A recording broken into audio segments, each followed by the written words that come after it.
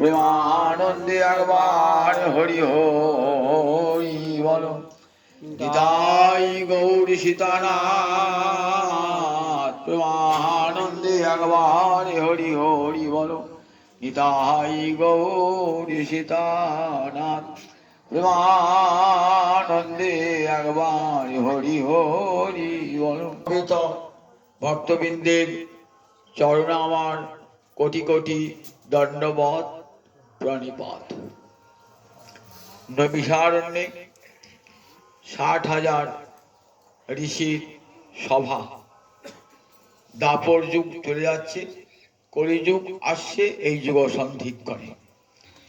সুত গোস্বামী পাদ বলছেন সনকাদি ঋষিগণকে, যস্যাং বৈ শ্রমানায়াং কৃষ্ণে পরম পুরুষে ভক্তি উৎপদ্যতে পুংস শোক মোহ ভয়াবহা। জগতের সর্বত্রই বিষাদ এবং শোকের ছায়া।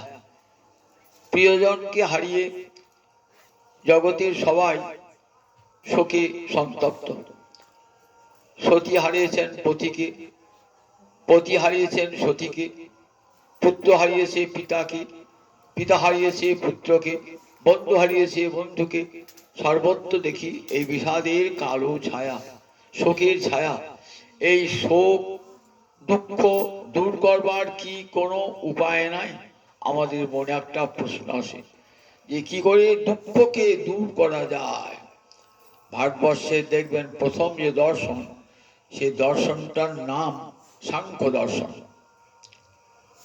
সেই সাংখ্য দর্শনের প্রথম সূত্রটাই হল দুঃখ ত্রয়ভিঘাতাৎ জিজ্ঞাসা।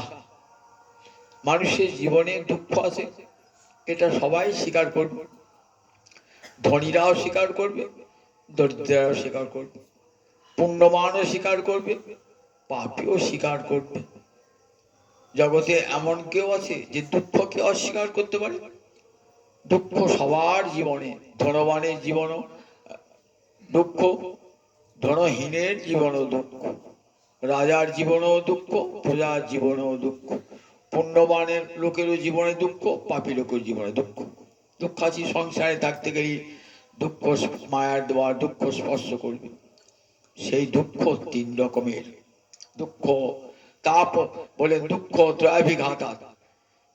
ত্রয় মানে 3টে, 3 প্রকার দুঃখ: আধ্যাত্মিক, আধিদৈবিক, আধিভৌতিক। আধ্যাত্মিক মানে দেহের এবং মনের যে দুঃখ, তাকে বলে আধ্যাত্মিক। আধিদৈবিক দেবতা থেকে পাওয়া যে দুঃখ, ঝড় ঝঞ্ঝা ভূমিকম্প প্লাবন, এগুলো কি বলে? আধিদৈবিক, দেবতা থেকে প্রাপ্ত। আর আধিভৌতিক, ভূত অর্থাৎ প্রাণী হতে যে দুঃখ। আপনার প্রতিবেশী শত্রু কাছ থেকে দুঃখ পাচ্ছেন, আবার কোন হিংস্র যন্ত্রের কাছ থেকে দুঃখ পাচ্ছেন। ভূত মানে সমস্ত প্রাণী, প্রাণীর কাছ থেকে আমরা যে দুঃখটা পাই সেটা আধিভৌতিক।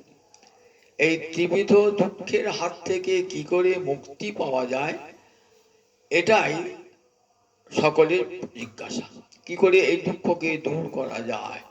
সাংখ্য দর্শনের এই সূত্র দিয়ে শুরু হলো। শেষকালে ঋষিরা সন্ধান করতে করতে কোথায়? বেদান্তে পৌঁছালেন। বললেন কি করে দুঃখ ধ্বংস হয় জানো? সমস্ত দুঃখ ধ্বংস কখন হয় তা বললেন, দেখো জগতের সমস্ত বস্তু অল্পম অল্পম অল্পম, যদ্বৈ ভূমা তদ্বৈ সুখম। যেখানে গোবিন্দ আছেন, বৃহত্তম পুরুষ ভগবান আছেন, সেখানেই সব সুখ। নাল্পে সুখমস্তি ভূমৈব সুখম। সেই ভগবানকে পেলেই জীবনে সুখ পাওয়া যায়। তিনি সাক্ষাৎ সুখ স্বরূপ। যতক্ষণ সেই সুখময়কে তাকে আমরা মনন না করছি, চিন্তা করছি, ততক্ষণ কিন্তু দুঃখের কারাগারে থাকতেই হবে। এই শোক দুঃখ থেকে কি করে মুক্তি পাওয়া যায়? বলেন যস্যাং বৈশ্রমানায়াং কৃষ্ণে পরম পুরুষে ভক্তি উৎপদ্যতে পুংস শোক মোহ ভয়াপা। ভারতবর্ষের সব শাস্ত্র দেখুন শোক মুখে। মহাভারত শোক মুখে। মহাভারতে কি কৌরব বংশ শেষ হয়ে গেছে? পরীক্ষিতের পুত্র জন্মে জয় বসে আছে, তার পিতা সর্পদংশনে তার পিতার মৃত্যু হয়েছে, জন্মেজয় শোকাচ্ছন্ন, তখন ব্যাসদেব পাঠিয়েছেন কাকে? তার শিষ্য বৈশম্পায়নকে, যাও তুমি মহাভারত শোনাও। মহাভারত শুনছেন পুত্র জন্মেজয়, পরীক্ষিত পুত্র জন্মেজয় শোক দূর করবার জন্য। সুরত রাজা সমাধি বৈশ্য, চণ্ডী দেখবেন সুরত রাজা সমাধি বৈশ্য, এরা কত শোক দুঃখ অনুভব করেছেন। তখন মেধামণির মুখে চণ্ডীর মহিমা বর্ণিত হয়েছে। মহারাজ পরীক্ষিত বিষাদগ্রস্ত হয়েছেন, তার বিষাদ শোক থেকে মুক্তিদান করলেন কে? মহামণি সুখদেব এসে। অর্জুন বিষাদগ্রস্ত হয়েছেন, সেই বিষাদ থেকে মুক্তিদান করলেন কে? স্বয়ং ভগবান শ্রীকৃষ্ণ। তাহলে আমরা কি ভারতবর্ষ, তারপরে গীতার সৃষ্টি হয়েছে। ভারতবর্ষের সব শাস্ত্র কিন্তু শোক মুখী। এই শোক কেমন করে আসে, শোক কেমন করে দূর করা যায়।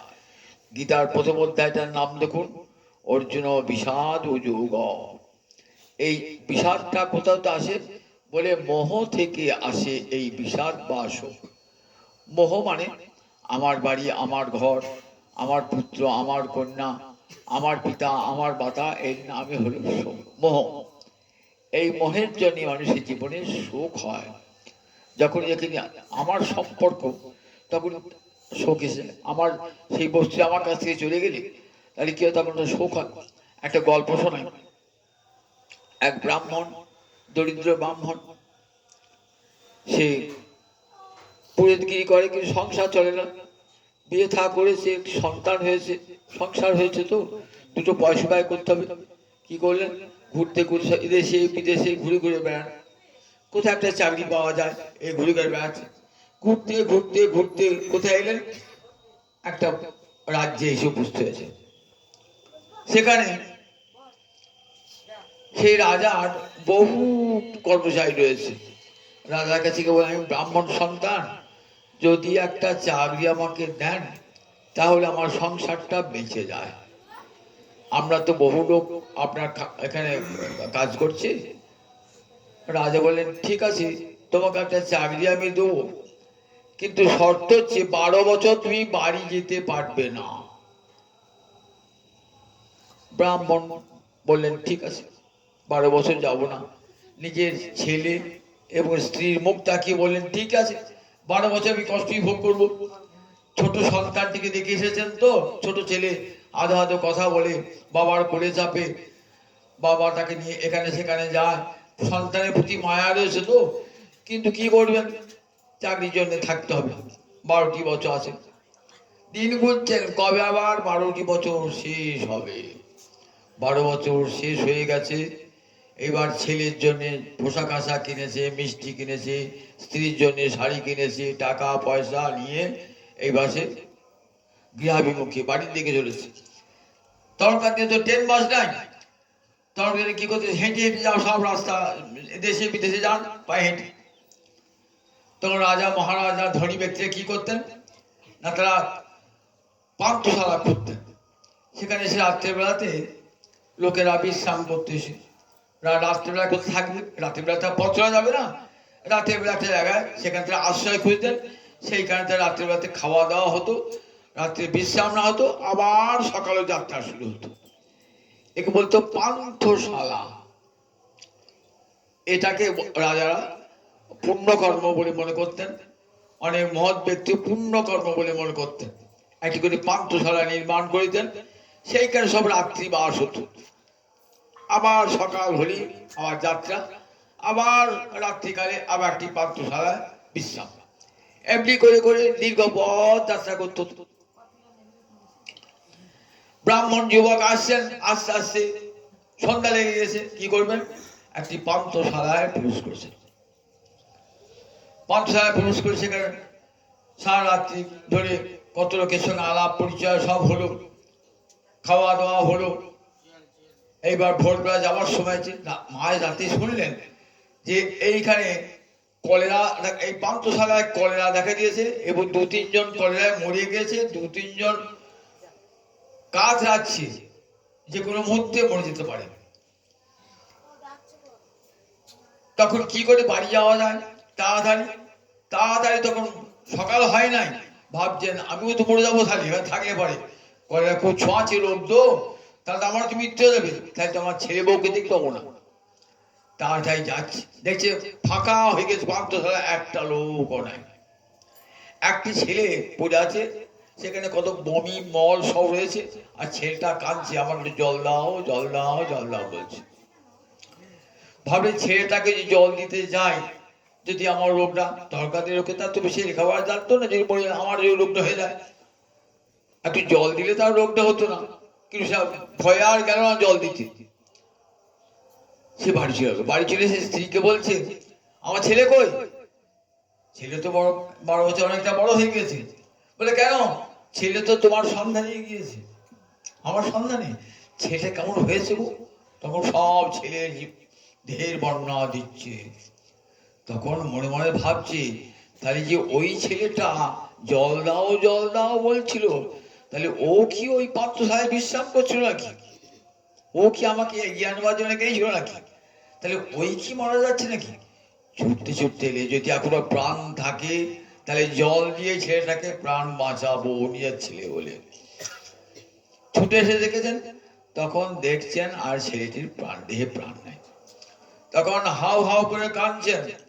দেখুন, যতক্ষণ আমার ছেলে নয় বলে বলছিল না, ততক্ষণ কাঁদে নাই।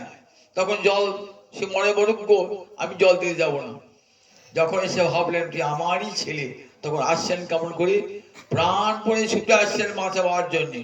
তাহলে আমার এই যে এইটাই মোহ, আমার পুত্র, আমার ঘর, আমার সংসার, আমার পিতা, এটার নাম হচ্ছে মোহ। আমি আমার, একটু মায়া দেওয়া, মহামায়ার দেওয়া এই মোহ। এই মোহগর্তে আমরা সব নিপতিত হয়ে গেছি। আর এই মোহ আসে বলি আমাদের কত শোক। তাই গীতার শেষে জিজ্ঞাসা করছেন ভগবান অর্জুনকে, যে কচিত অজ্ঞান সম্মোহ প্রনষ্টস্তে ধনঞ্জয়। দেখবেন 18 অধ্যায়কে জিজ্ঞাসা করছিলেন ভগবান, আমার তো যা করবার উপদেশ আমি দিলাম, গুরুর যা কর্তব্য শিষ্যকে উপদেশ দেওয়া আমি দিলাম তোমার মোহ দূর করবার জন্য। এখন প্রশ্ন করি অর্জুন, তোমার যে মোহটা ছিল, এরা আমার আত্মীয় স্বজন গুরুবর্গ ইত্যাদি, সেই মোহটা দূর হয়েছে? কচিত অজ্ঞান সম্মোহ প্রনষ্ট, অজ্ঞানতা থেকে এই মোহটা আসে, সেই মোহটা দূর হয়েছে? গুরুর এমন উপদেশ, 7টি অধ্যায় ধরে কত কথা বলেছেন ভগবান শোক দূর করবার জন্য, গুরুরূপে উপদেশ দান করেছেন। উপযুক্ত শিষ্য বুঝেছেন সংসারটা কি, জগতে কে কার পিতা, কে কার মাতা, কাতে কান্তা কস্তি পুত্র, সংসার অয়ম অতীব বিচিত্র। কে তোমার পত্নী, কে তোমার পুত্র, কে তোমার পিতা, কারোর সঙ্গে কারো কোনো সম্পর্ক নাই। মিথ্যা সম্পর্কের জালে জড়িয়ে আমরা মিথ্যা দুঃখ শোক অনুভব করে থাকি। এর কারণ হল মহামায়ার দেওয়া মোহ। এই মোহ যেই দূর হয়ে যায়, তখনই শোকও দূর হয়ে যায়। তাই বলে মোহ দূর হয়েছে, বলে নষ্ট মোহ স্মৃতির লব্ধা। আমার মোহ দূর হয়ে গেছে, আমি স্মৃতি ফিরে পেয়েছি। গত সন্দেহ, আমার সব সন্দেহ দূর হয়েছে। করিষ্যে বচনং তব, হে গোবিন্দ তুমি যা বলবে তাই করো। এতখানি গীতা বলতে হয়েছে অর্জুনের অন্তরের মোহ দূর করবার জন্য। প্রথমেই ধমক দিয়েছেন, কুতস্তে কসমমিদং বিষমে সমুপস্থিত। কসমল মানে মোহ। যুদ্ধ করতে এসে তোমার এই বিষম সংকট কালে তোমার মোহটা এলো কেমন করে অর্জুন? এই মোহ তো অনার্য জনচিত। এই মোহ থাকলে কখনো তুমি ধর্ম লাভ করবে না, স্বর্গসুখ লাভ করবে না, উপরন্তু নিন্দা ভাগী হবে। জগতে সবাই তোমাকে নিন্দা করবে। এই বলে ভগবান উপদেশ আরম্ভ করেছিলেন। সব শেষে অর্জুনের মোহ দূর করলেন।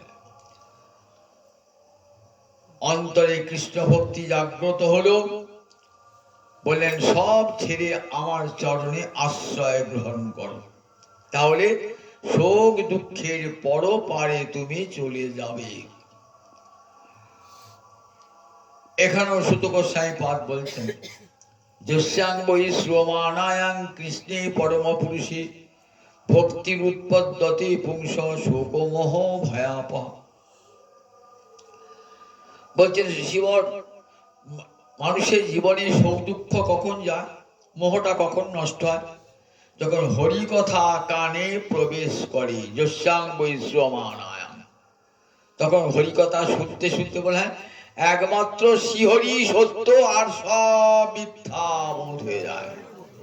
হরি কথা শুনতে শুনতে যস্যাং বৈ শ্রমানায়াং কৃষ্ণের পরম পুরুষে ভক্তির উৎপদ্যতে, ভগবান শ্রী গোবিন্দে ভক্তি উৎপন্ন হয়। ভক্তি মানে ভালোবাসা, সেবা প্রবৃত্তি। সংসারে যে সেবা প্রবৃত্তি ভালোবাসা ছিল, সেই ভালোবাসা একটু একটু করে কমতে থাকে। কোথায় যায়? ভগবানে সেই ভালোবাসা চলে যায়। দুটো তার সঙ্গে থাকে না, সংসারে ভালোবাসা আর গোবিন্দে ভালোবাসা, দুটো একত্র থাকে না। তাই সংসারে ভালোবাসা ক্ষয় হয়, ধীরে ধীরে ধীরে ধীরে ক্ষয়। একবার তো যাবে না। শুনতে শুনতে শুনতে কি হয় না, সংসারে আসক্তি দূর হয়ে যায়। যত সংসারে আসক্তি দূর হবে জানবেন ততই আমি সুখের নিকট যাচ্ছি, ততই সুখের দিকে অগ্রসর হচ্ছি। তত আসক্তি, আসক্তি মানেই দুঃখের কারণ।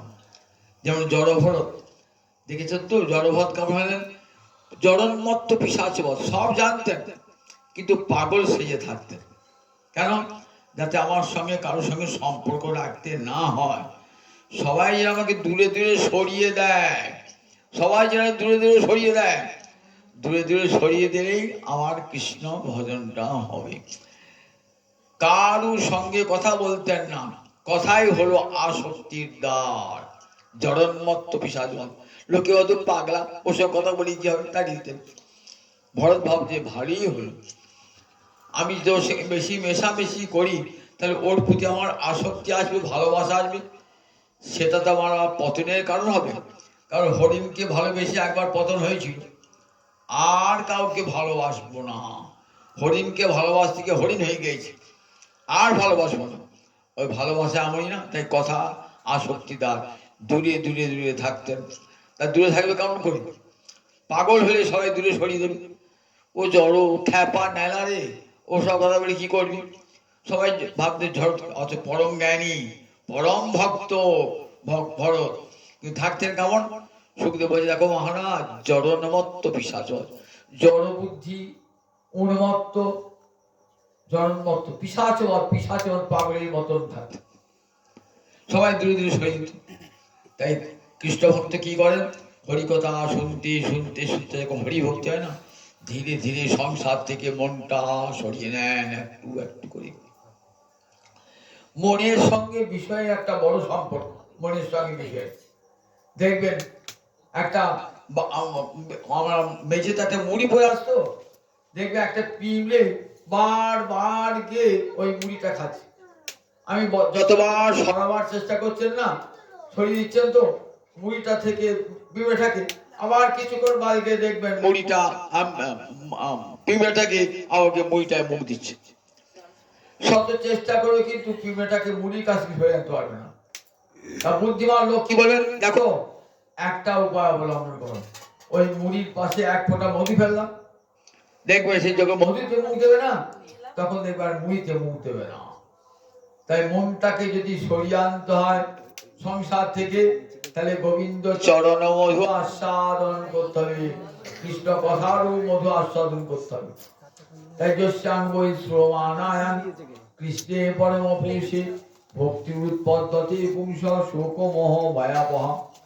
কৃষ্ণ কথা শুনতে শুনতে গোবিন্দে ভালোবাসা জন্মিয়ে যায়। গোবিন্দে যেই ভালোবাসা জন্মিয়ে যায়, অমনি সঙ্গে সঙ্গে কি হয়? গোবিন্দ সংসারের ভালোবাসা একটু একটু করে কমতে থাকে। যে তাই প্রতিদিন বসে বসে হরিকথা শ্রবণ করব।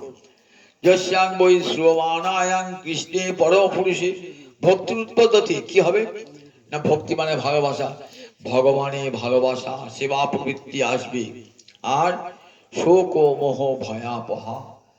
এই ভক্তি কি করে? জগতে কারও ক্ষমতা নাই শোক দূর করি, কোন শক্তির ক্ষমতা নাই।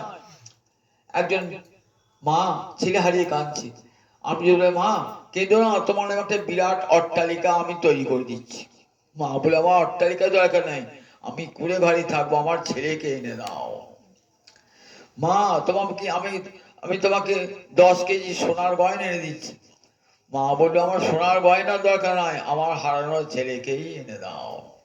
মা তোমার নামে 5 কোটি টাকা ব্যাংকে করে দিচ্ছি। বলে আমার কোটি টাকার দরকার নাই, আমার ছেলেকেই এনে দাও। ঠিক আছে তো?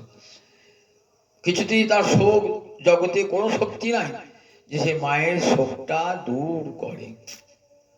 কিন্তু মায়ের শোক দূর হয়ে যাবে কখন? যখন হৃদয়ে হরিভক্তি লাভ হয়ে যায়। তুলসীদাসের নাম শুনেছেন তো? ভক্ত তুলসীদাস, রামচরিতমানস যার লেখা, কত বড় রাম ভক্ত।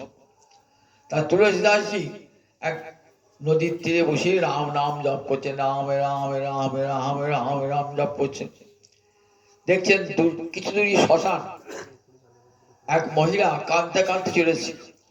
তার স্বামী মারা গেছে তো, স্বামী যাচ্ছে একটা স্বামীকে নিয়ে যাচ্ছে, একটা খাটে চাপিয়ে স্বামীকে নিয়ে যাচ্ছে শ্মশানে, আর পিছনে স্ত্রী কাঁদতে কাঁদতে চলেছে। পাগলিনী হয়ে চুল ছিটছিট যাচ্ছেন, বুক চাপড়াতে চাপড়াতে যাচ্ছেন, নয়ন জলে ভাসমান যাচ্ছেন। যে যে দেখছেন আমাদের তুলসীদাসের আশ্রম, তুলসীদাসের কাছে চরণে পড়েছে। তুলসীদাস চরণে, বাবা তুমি আমার ছেলেকে, আমার আমার স্বামীকে বাঁচিয়ে দাও।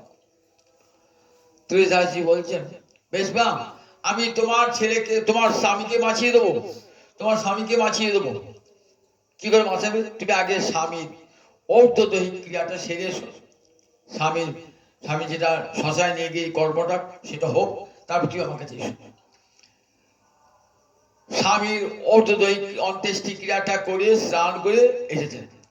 বললেন দেখো মা শোনো, আমি তোমাকে মন্ত্র দিচ্ছি কানে, এই রাম নাম তুমি জপ করবে 3 দিন, একবারে রামচন্দ্রের রূপ ধ্যান করতে করতে এই রাম নাম জপ করবে। 3 দিন করবে। 3 দিন পর এসে আমাকে বলবে যে তোমার অন্তরে শোক গিয়েছে কিনা। সব মন দিয়ে, অন্তর দিয়ে, প্রাণ দিয়ে ডাকতে হবে কিন্তু রামচন্দ্রকে। সাধুর কথা তো, সাধুকে দর্শন করার সঙ্গে সঙ্গে তো মনটা পবিত্র হয়ে গেছে। তুলসীদাস কানে রাম মন্ত্র দিয়েছেন, সেই কুটিরে বসে রাম রাম রাম রাম রাম রাম জপ করছেন। 3 দিন পরে এসেন, মা কেমন আছো মা? বললেন বাবা আমি আমার স্বামীকে ফিরে পেয়েছি, রামচন্দ্রই তো আমার স্বামী, তিনি তো জগৎ স্বামী, আর আমার শোক দুঃখ কিছুই নাই, শোক দুঃখ সব চলে গেছে।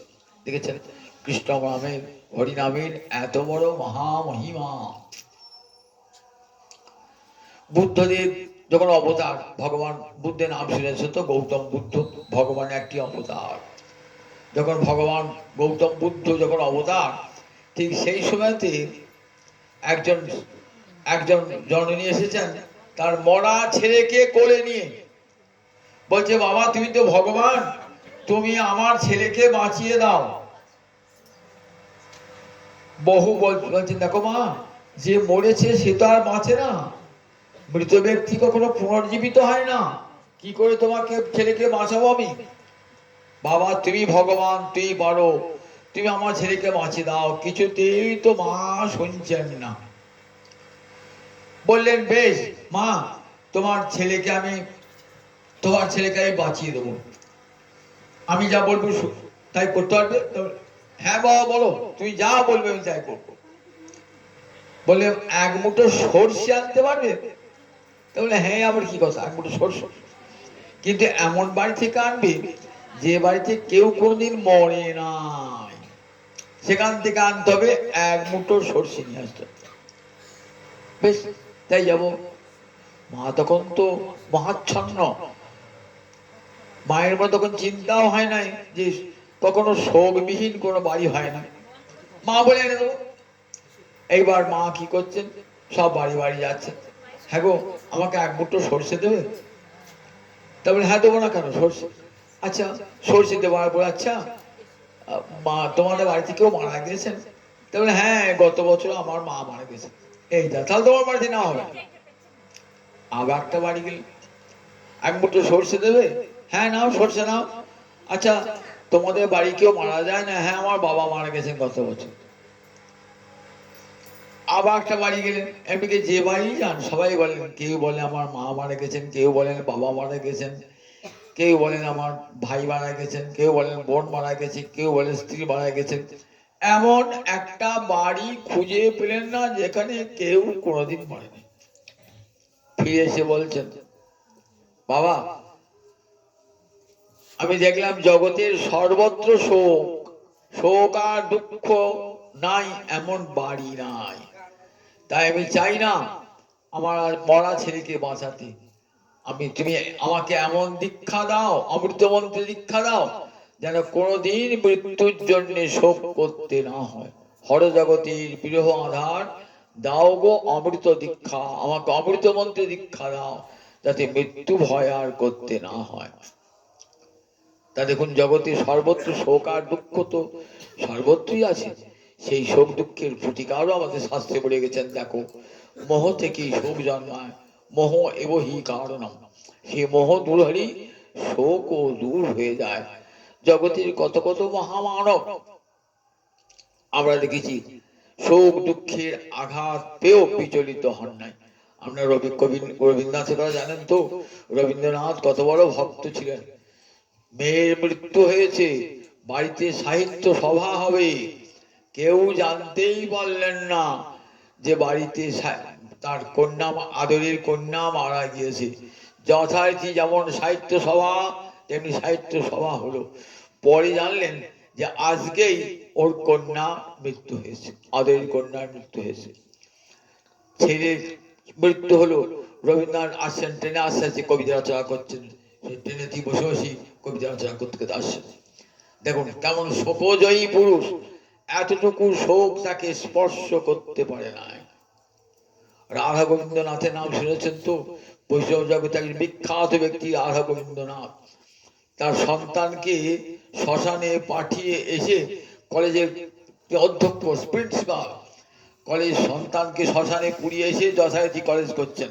কেউ জানতেও পারেন নাই যে আজকে এর সন্তান মারা গিয়েছে। পুত্র শোকের মতো কত বড় শোক, কেমন শোক! পরম কৃষ্ণ ভক্তি অন্তরে, দৃঢ় কৃষ্ণ ভক্তি অন্তরে, কৃষ্ণ ভক্তি।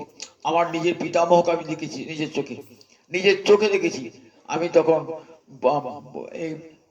এই স্কুলেও ভর্তি হইনি, সেই অবস্থা আমি দেখেছি। আমার জ্যাঠামশাই আমার বড়, আমার পিতামহের জ্যেষ্ঠ সন্তান কলেরা রোগে আক্রান্ত হয়ে প্রাণ পরিত্যাগ করছেন।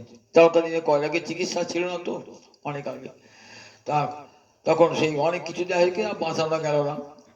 অনেক রাত্রে সব আমরা উঠে এসেছি, বাড়ির সব ছেলেরা দেখছি আমার দাদু পিতামহ, আমার বাবার বাবা পাশে বসে আছে, আর রাধা মাধবের তখন আমাদের বাড়িতে রাধা মাধবের সেবা চরণামৃত দিচ্ছেন। শেষ চরণামৃত দিলে আমার আজও সেটি কানে বাজে যে আমার জ্যেষ্ঠ পুত্রের নাম ছিল বিজয়, আমার বিজয়কে হে রাধা মাধব তোমার চরণে অর্পণ করলাম বলে চলে এলেন। এসে মঙ্গল আরতি হবে, আর বাড়িতে কান্না রোল, কে মঙ্গল আরতি করবে? তখন পুরীর যারা তাদেরও করার আক্রান্ত, একটা পুরীর কোনো রকম আছে বাড়িতে, তাকে তোলালেন, তুলিয়ে বললেন দেখো যা ঠাকুরের যে ভোগটা নষ্ট হয়ে গেল, এক কাজ করো কলঙ্গায়, দেখো তখন মাটির দেয়ালে কলঙ্গায় থাক, কলঙ্গা ওখানে মন্ডা আছে, শুকনো মিষ্টি আছে, ভোগ লাগাও। নিজ হাতে কাঁসো বাজাচ্ছেন, মঙ্গল আরতি করছেন। কিন্তু কেউ আর বাড়ির কেউ মন্দিরের কাছেই নাই। নিজে এসে পাড়ার লোক শিষ্যকে ডেকে সেখানে ছেলেকে বার করে শ্মশানে পাঠাবার ব্যবস্থা করে নিজ যথারীতি স্নান টান করে রাধা মাধবের কাছে মালাও জাপ করছেন, ভজনও করছেন। কোনোদিন আমি দাদুর চোখে জল দেখি নাই। দাদু বলতেন দেখ আমি সবাইকে বলি যে দেখো পুত্র কন্যা আজ আছে কাল নাই, তার জন্য শোক করো না। আমি যদি নিজেই শোকগ্রস্ত হই তাহলে আমার উপদেশটার কোনো মূল্য থাকবে কি? মূল্য থাকবে না। তাই কতখানি কৃষ্ণ ভক্তি হলে অন্তরের শোকটা জয় হয় বলুন দেখি একবার। কিন্তু একমাত্র কৃষ্ণ ভক্তিই পারে অন্তরের সব শোক দুঃখ দূর করতে। এখানেও তাই বলছেন, যস্যাং বৈশ্রমানায়াং কৃষ্ণে পরম পুরুষে ভক্তির উৎপদ্যতে পুংস শোক মোহ ভয়াপহা। হরিকথা শুনতে শুনতে শুনতে কি হয়? হরিকথা শুনতে শুনতে শুনতে এমন হৃদয়ে ভগবানের প্রতি ভালোবাসা আসে, তখন সংসারটাকে বলা হয়, সংসারটা তুচ্ছ বলে মনে হয়। সংসার এসেছি এই যে সুন্দর মানব দেহ, গোবিন্দের করুণার দান, লব্ধা সুদুর্লভ মেদং বহু সম্ভবান্তি। ৮৪ লক্ষ জনই ঘুরে ঘুরে এসেছি, এই মানব জন্ম পেয়েছি গোবিন্দের করুণার দান। এই জন্ম তো কৃষ্ণ সেবার জন্যে, সংসারের জন্য নয়। কেন মোহে আকৃষ্ট হব?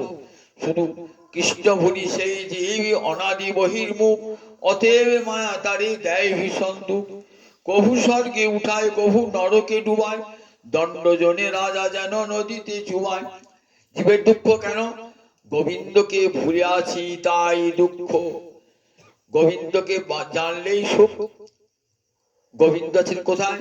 আমার পিছনে গোবিন্দ, আর সামনে আমার স্ত্রী পুত্রের সংসার। পিছনে গোবিন্দ, পিছনে গোবিন্দকে দেখতে পাই না, এমন এমন ভাবে আছেন। পরমাত্মা আছেন কোথায়? এই দেহবৃত্তি পরমাত্মা আছেন পিছনে, আর সামনে আছেন ভোগময় জগৎ। এই নে স্ত্রী পাবি, পুত্র পাবি, ঘর পাবি, টাকা পাবি, বাড়ি পাবি, ছুটে আসছে যে কি করে ভাবছে সুখ পাওয়া যায়। সুখের পিপাসা চিরন্তন, সমস্ত জীবের সুখের পিপাসা। প্রতিটি লোককে জিজ্ঞাসা করে কি চাও? বলে সুখম মে ভুবন। ধনী হতে নির্ধন সকলেই একটা সুখ চাই, সুখ চাই। পৃথিবীতে এসেছি সুখম মে ভুবন। একটা পিঁপড়েকে জিজ্ঞাসা করো, পিঁপড়ে তুমি কি চাও? বলে সুখম মে ভুবন। একটা পাখিকে জিজ্ঞাসা করো, সুখম মে ভুবন। একটা কুকুরকে জিজ্ঞাসা করো, সুখম মে ভুবন। একটা দেবতাকে জিজ্ঞাসা করো, সুখম মে ভুবন। সৃষ্টিকর্তা ব্রহ্মাকে জিজ্ঞাসা করো, সুখম মে ভুবন। সবার জীবনে সুখ কামনা, কিন্তু সুখ তো পায় না। সুখ কামনা করি কিন্তু সুখ পাই না। বলেন সুখের পথ চেনো না তাই সুখ পাও না। দুঃখের পথে যাত্রা করে কেউ কি কোনোদিন সুখ পায় নাকি? জল থেকে মাছ উঠে আসে, যত সে ডাঙার দিকে যাবে ততই সে মৃত্যুর দিকে অগ্রসর হবে। রাস্তাটা থেকে একটা মাছের সঙ্গে দেখা এক সাধু। সাধু মাছটাকে বলছে তুমি কোথায় চলেছ? তা বলছে আমি বাঁচবার জন্য যাচ্ছি। সাধু তো হো করে ছুটেছে, কি করে বাঁচবে? যত যাবে ততই তো তোমার মৃত্যু, কারণ জল ছাড়া তো তুমি থাকতে পারো না। জল থেকে যে উঠে এসেছো না, যত জল থেকে দূরে যাবে ততই তোমার মৃত্যু ত্বরান্বিত হবে। তাহলে তাহলে উপায়টা কি? তা বলে একটা উপায়, আমি তোমার মুখটা ঘুরিয়ে দিচ্ছি। তুমি যে নদীতে যে সরোবরে ছিলে আবার সেইখানে ফিরে যাও, সেখানে তুমি বাঁচবে। সাধু কি করেন? মুখটা ঘুরিয়ে দেন। মুখটা যে ঘুরে গেল, তখন সঙ্গে সঙ্গে জলে গিয়ে, সরোবরে গিয়ে, নদীতে গিয়ে পড়লো, আবার সেই জীবন ফিরে পেল। তাই জীবাশ্ম কোথা হতে? জীবাশ্মে গোবিন্দ চরণ হতে। কোথা থেকে জীবের জন্ম? আনন্দাধ্যেব খল্লিমানি ভূতানি জায়ন্তি, আনন্দেন জাতানি জীবন্তি, আনন্দং প্রয়ান্তি অভিসংবিশন্তি। বেদমাতা বলছে সমস্ত জীব এসেছে কোথায়? আনন্দ ব্রহ্ম থেকে, গোবিন্দের কাছ থেকে এসেছে। আবার তারই করুণায় জীব বেঁচে আছে, এই স্ত্রী পুত্র নিয়ে সংসারে যেটুকু সুখ দিয়েছে, আবার তার কাছেই ফিরে যেতে হবে। তা তাকে ভুলে আছি বলেই তো দুঃখ। যিনি পরম সুখদাতা, যার চরণে সমস্ত সুখ লুকিয়ে আছে, তাকে ভুলে যত সংসারের দিকে অগ্রসর হব ততই মৃত্যু ত্বরান্বিত হবে।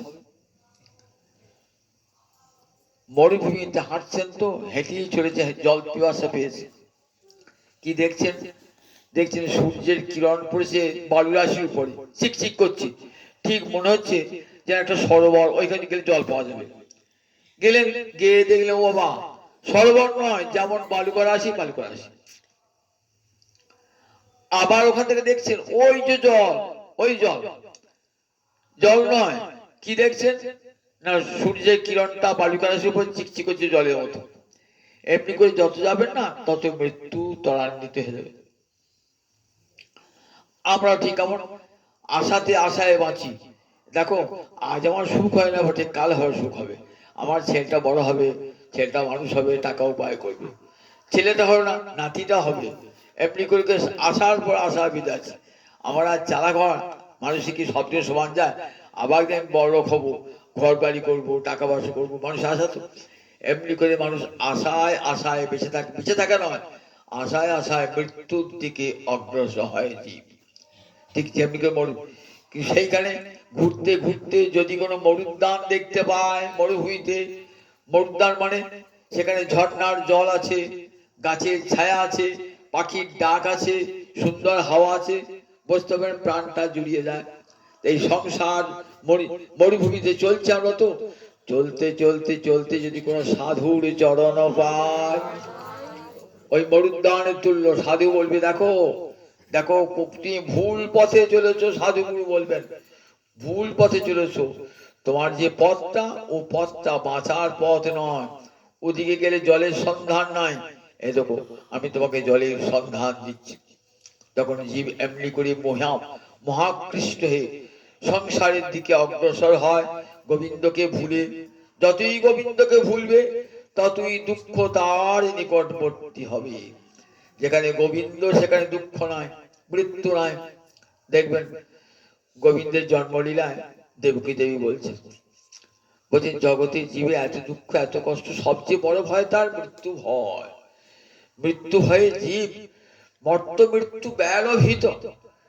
মৃত্যু ব্যাল মানে সর্প, মৃত্যুরূপ সর্পের ভয়ে জীব ছুটছে, এখান থেকে সেখান ছুটছে। ভাবছেন স্বর্গে গেলে বাঁচবো, ভাবছেন ব্রহ্মলোকে গেলে বাঁচবো, তপলোকে গেলে বাঁচবো, কোন লোকেই বাঁচবেন না। যেখানে যাবেন নির্ভয় নাদ্যগচ্ছত। কে বলছেন? দেবকী দেবী বলছেন। উপরে উপরে লোকে যান, যেখানেই যান না কেন, কোন জায়গাতেই বাঁচবেন না, বাঁচার পথ কোন জায়গাতেই নাই। তাহলে বাঁচার পথ কোথায়? তৎপদাব্জ প্রাপ্য যদি ছয়া, সৌভাগ্যক্রমে তোমার চরণ কোমল যদি জীব পায়, যদি ছয়া, সবাই পায় না। সাধু গুরু বৈষ্ণবে কৃপায় ব্রহ্মাণ্ড ভবিতে ভবিতে কোন ভাগ্যবান জীব গুরু কৃষ্ণ প্রসাদে পায় ভক্তিলতা বীজ। ব্রহ্মাণ্ড ভ্রমণ করতে করতে করতে করতে যদি কোন এক জন্মে সাধুগুরুর কৃপা প্রাপ্ত হয়ে যায়, তাহলে সেই সাধুগুরুর উপদেশে কৃষ্ণ ভক্তি বীজ লাভ হয়। তখন সে কি করে? সুখের পথে জীব যাত্রা শুরু করে। সুখের পথে ছুটে চলেছেন জীব, যে কোনো মধ্যে মৃত্যু হবে। ছাদের উপরে ছেলে ঘুরে বেড়াচ্ছে, ঘুরে বেড়াতে গেছে, পিছন দিকে যে পড়বে, ছাদের উল্টিয়ে পড়বো মাটিতে, এ জ্ঞান তার নাই, ঘুরি উঠছে আনন্দে, পিছিয়ে পিছিয়ে আসছে। তখন যদি কোনো সৎ ব্যক্তি দেখতে পান, এ বাবা তুই পড়ে যাবি রে, এখনই পড়বি, টানা টানা, তখন ছেড়ে দেবেন, জীবন থেকে রক্ষা পেয়ে যায়। ঠিক তেমনি আমরা কেমন ওই ঘুরে বেড়ানো আনন্দে, সংসারের আনন্দে যত পিছন দিকে ছুটছি, সাধুকে সব দাঁড়াও দাঁড়াও, এইবার তোমার বিনাশ হবে। দেখো তুমি যাত্রা করেছো ভোগের পথে, দুঃখের পথে, শোকের পথে যাত্রা করেছো, তোমার মুখটা বলেন অখণ্ড মণ্ডলাকারং ব্যাপ্তং যেন চরাচরং তৎপদং দর্শিতং যেন তস্मै শ্রী গুরবে নমঃ। তোমাকে পরম পথ, সুখের পথ দেখিয়ে দিচ্ছি। কোন পথে গেলে আর মৃত্যু ভয় তোমাকে তাড়া করবে না। জানো কোথায় সুখ, কোথায় শান্তি? জানো গোবিন্দ চরণমূলে সব সুখ ঢুকে আছে। বেদ মাতা কি বলে জানো? বিষ্ণু পরমে পদে মধ্য উৎস। গোবিন্দের চরণ কমলে সমস্ত মধুর উৎস ধারা, সমস্ত সুখের উৎস ধারা। জীব যদি জানতে চাও তা মুখটা ভোগের দিকে নয়, মুখটা করো গোবিন্দ চরণের দিকে, মুখটা করো, তাহলে দেখবে সব সংসারে তোমার সব সুখ করায়ত্ত হয়ে যাবে।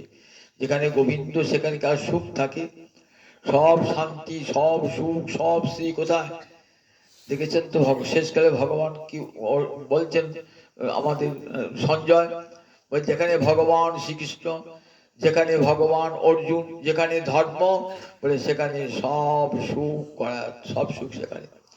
যেখানে ভগবান সেখানে তিনি সুখ স্বরূপ, তার চিন্তা থাকলে আর কোনো দুঃখ তাকে স্পর্শ করতে পারে না। তাই যারা মহাত্মা, যারা সুখকামী, তারা চান জীবনে চির সুখ আনতে গেলে একমাত্র ভগবান শ্রীহরি চরণে অমলা ভক্তি। চিরকালের জন্য শোক দুঃখ দূর হয়ে যায়। শোক দুঃখ প্রতিকারের একটাই পথ। এখানে সুত গোসাইপাদ বলছেন, যস্যাঙ্গুই শ্রমানায়াং কৃষ্ণে পরম পুরুষে ভক্তির উৎপদ্যতে পুংস শোকমোহ ভয়াপহা। জগতের কোনো শক্তি নাই শোক দূর করে, দুঃখ দূর করে, ভয় দূর করে, একমাত্র কৃষ্ণ ভক্তি। শোনো ঋষিগণ, কৃষ্ণ কথা প্রাণ ভরে কৃষ্ণ কথা শ্রবণ করো। কৃষ্ণ কথা শ্রবণ করতে করতে কৃষ্ণের ভক্তি জন্মাবে। আর সেই ভক্তি কি দূর করবে? মোহ দূর করবে। মোহ দূর হলে আর ভয় থাকবে না। কার বাড়ি কার ঘর, আমার মোহ কিসে? যদি বাড়ি চড়িয়ে যায়, মহারাজ যুধিষ্ঠির এত দুঃখ পেয়েছিলেন, রাজ্য চলে গেল। একটা বাড়িতে একটা কত বড় অট্টালিকায় থাকতেন, তিনি বনে বাস করছেন 12 বছর 13 বছর বনে বাস করছেন। কোনো দুঃখ ছিল? বনের ফল খেয়েছেন, কোনো দুঃখ ছিল? ছিল না। কৃষ্ণচরণে সুনীল মালা ভক্তি, কোন শোক দুঃখ তাকে স্পর্শ করে না।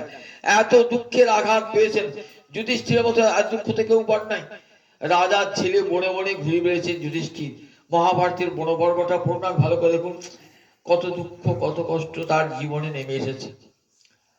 কত তার স্ত্রীকে লাঞ্ছিত করেছে সকলের সবার মধ্যে, সম্পদ কেড়ে নিয়েছে, তাদেরকে পুড়িয়ে মারবার জন্য দুর্যোধন কত চক্রান্ত করেছে, তার ভাইকে বিষের নাড়ু খাইয়ে দিয়েছে, কত অত্যাচার করেছে।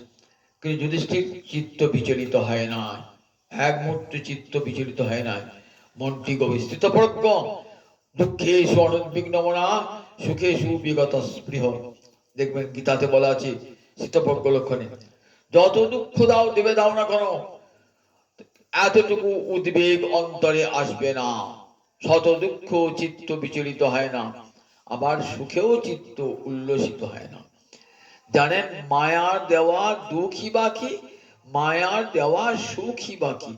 কোনোটাই, আজকে সুখে ভাসছি, আমার সংসারে টাকা পয়সা হয়েছে, কাল দেখবো কোথায় সেই সুখ চলে গেছে। যে সুখটা পাই ক্ষণিক সুখ, সেটা দুঃখকে আরো বাড়িয়ে দেওয়ার জন্য। একটা লোক সারা জীবন দুঃখ পাচ্ছে, দেখবেন তার দুঃখ গা সওয়া হয়ে গেছে। আর একটা বড় লোকের ছেলে হঠাৎ দরিদ্র হয়ে গেল, করে দেখি তার কি কষ্ট। একদিন কত বড় বাড়িতে ছিলাম, আজ ভাড়া বাড়িতে রয়েছি। কত আমার পাকা বাড়ি ছিল, 3 তলা বাড়ি ছিল, গাড়ি ছিল, সব চলে গেল ঋণের দায়ে। আমি রয়েছি একটা ভাড়া বাড়িতে। আমি রাজভোগ খেতাম, আর দুটো শাকর্ণ আমার জুটছে না। তখন তার দুঃখটা তীব্র হয়। আর যে চিরকালের ভিখিরি, তার এত দুঃখ নয়। তাহলে দেখুন, এই যে আমরা সুখটা পাই, এর দুঃখটাকে আরো তীব্র করে দেয়। তারপরে এ জগতে মায়ার দেওয়া সুখ কি বাকি, মায়ার দেওয়া দুঃখই বাকি। এখনই সুখ আছে এক মুহূর্তে, গোবিন্দ কৃপা, আমার এই গোবিন্দের ইচ্ছা না, এক মুহূর্তে খেলা ঘর ভেঙে দিলেন। এক মুহূর্তে কোথায় সুখ, মায়ার দেওয়া সুখ কোথায় চলে গেল। শ্রী গোস্বামী টিকাতে বলছেন ভাগবতী, মৃৎগজ ভানবত, এ জগতের সুখটা। মৃৎগজ মানে মাটির হাতি। রথের বেলায় ছেলে গিয়েছে, একটা রঙিন চঙিন হাতি দেখেছে, বাবা কি মাটির তৈরি হাতি, খুব আনন্দ, বাবা যখন কিনে দিয়েছে না, খুব আনন্দ। বাড়িতে নিয়ে এসে কিছুক্ষণ বাড়ির সুপটা ভেঙে গেল, পাটা ভেঙে গেল, হাত পা ছড়িয়ে কাটতে লাগলো। তখন কিনলো হাতিটা, খুব আনন্দ। হাতি যখন ভেঙে গেল, তখন আবার কাঁদতে, হাত পা ছড়িয়ে কাঁদতে লাগলো। বাবা কিন্তু একরকমই আছে। বাবা যখন হাতিটা কিনে দেন, তখনও বাবার অন্তরে সুখ হয় নাই। আবার যখন হাতিটা হাত পা ভেঙে গেল, তখনও বাবার অন্তর, বাবা তো বিজ্ঞ। তাই জগতে বিজ্ঞজন জানেন, সংসারে সুখী বাকি দুঃখী বাকি। সংসারে সুখ দুঃখ মায়া দেওয়া দান, এই আছে এই নাই। কাজে সুখ, সংসারে সুখ না, আসল সুখটি পেতে হবে, যে সুখ পেলে আর কোনোদিন হারাতে হয় না। তমসমা জ্যোতির্গময়, মৃত্যুর্মা অমৃতং গময়, অসতমা সদ্গময়। ভারতবর্ষে আর্য ঋষিরা এই তিনটি প্রার্থনা, অন্ধকারের জগৎ, এখানে সবাই দুঃখ শোক দুঃখের অন্ধকারে আচ্ছন্ন, আমাকে নিয়ে চলে এমন জগতে যেখানে কেবল আনন্দের আলোক সুখের আলোক আছে। মৃত্যুর মা অমৃতঙ্গময়, এখানে সর্বত্র মৃত্যু, মৃত্যু ভয়ে সবাই রাজা প্রজা ধনী নির্ধন ব্রাহ্মণ শূদ্র ব্রহ্মচারী গৃহস্থী সন্ন্যাসী সবাই মৃত্যু ভয়ে কাঁদছে, শোকে কাঁদছে। আমাকে নিয়ে চলো অমৃতময় লোকে, যেখানে মৃত্যু বলে কিছু নাই, থাকবে না, এমন জায়গায় নিয়ে চলো। অসতমা সদ্গময়, এখানে সুখ, এখানকার সুখ শান্তি সব অসৎ, থাকে না, ধন সম্পদ আজ আছে কাল নাই। আমাকে এমন সম্পদ দাও, এমন সুখ দাও যে সুখটার কোনোদিন বিনষ্ট হবে না, কোনোদিন হার হবে না। এইটি আমাদের প্রার্থনা, সেই প্রার্থনা আর্য ঋষির প্রার্থনা। আমাদের এখন আমরা ভগবানের কাছে ধন চাই, জন চাই, ঐশ্বর্য চাই, কৃষ্ণ ভক্তি চাই কি চাই না? মহাপ্রভু আমার কত করে শিখিয়ে দিয়ে গেলেন, ভগবানের কাছে কি চাইবে? ন ধনং ন জনং সুন্দরীং কবিতাং বা কাময়ে জগদীশ, মম জন্মনি জন্মনি ঈশ্বরে ভক্তি ভবতাৎ অহৈতুকিদৈ। আমি তোমার কাছে ধন চাই না, জন চাই না, সুন্দরী পত্নী চাই না, কাব্য প্রতিভা চাই না, যশ চাই না। আমি কি চাই না? জন্মে জন্মে তোমার শ্রীচরণে যাওয়া শরীর বলা ভক্ত, এই ভক্তি পেলে আমার জীবন সুখী হবে, আর অন্য কিছুই চাই না। এই কৃষ্ণ ভক্তি সব শোক দুঃখ দূর করে দেয়। তাই শোক সভাতে কেন হয়? শোক সভাতে গীতা ভাগবত পাঠ হওয়ার কারণ হচ্ছে শোক দুঃখ, আত্মস্বজন জনেরা, যার নিজজন প্রিয়জন তারা শোকমগ্ন হয়, সেই শোক দুঃখ দূর করবার জন্য গীতা ভাগবত ইত্যাদি পাঠের ব্যবস্থা, কীর্তনের ব্যবস্থা, যাতে চিরকালের জন্য শোক দুঃখ দূর হয়ে যায়। তার যারা প্রিয়জন আছেন, যেন শোক, এই বাড়িতে শোকের বাড়ি, কিছুদিন আগে এই গৃহকর্তা প্রাণ বিয়োগ হয়েছে, পুত্র কন্যা, যেখানে হরিকথা হয়, পিতাকে সর্বশ্রেষ্ঠ দান, পিতৃপুরুষকে সর্বশ্রেষ্ঠ দান হরিকথা দান, এর চেয়ে আর বড় দান হয় না।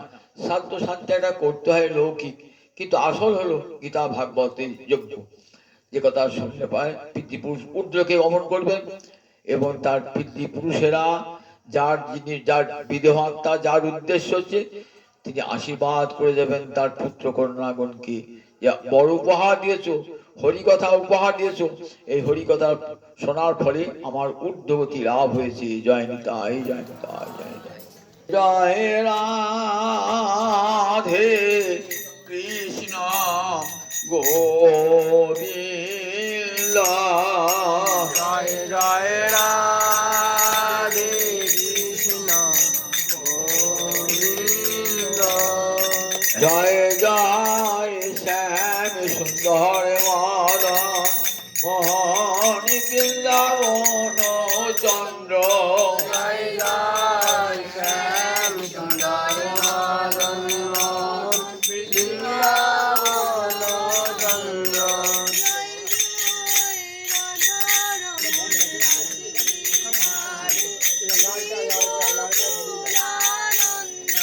জয় জয় রাধা রমণ রসি হরি শিব কুলানন্দ, জয় জয়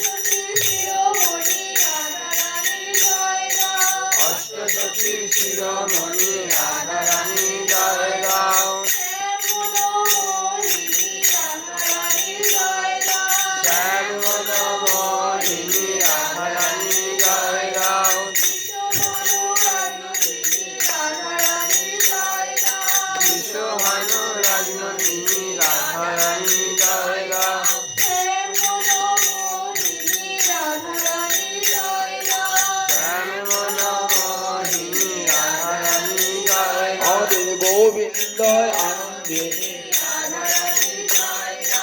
গোবিন্দয় আনন্দিনী হরে শ্যাম জলদের চাতকিনী রাধা রানীর জয় দাও হরে শ্যাম গরবে গরবিনী রাধা রানীর জয় দাও শ্যাম মেঘের সৌদামিনী রাধা রানীর জয় দাও ব্রজ গোপীর মুকুটমণি রাধা রানীর জয় দাও শ্যামসায়রের মরালিনী রাধা রানীর জয় দাও আমাদের অপার করুণাময়ী রাধা রানীর জয় দাও জয় রাধে জয় রাধে জয় রাধে হরি বল হরি বল হরি বল হরি বল হরি বল হরি বল হরি বল হরি নিতাই গৌর হরি বল হরি বল হরি বল হরি গৌর হরি হরি বল হরি গৌর নিত্যানন্দ বল হরি সীতা সীতা নাদ বল হরি গৌরী গদাধর বল হরি গৌর শ্রীনিবাস বল হরি গঙ্গা ভাগীরথী বল হরি গীতা ভাগবত বল হরি তীরে তীরে বিহরণে গৌর কিশোর হরি বল হরি বল হরি বল হরি বল হরি বল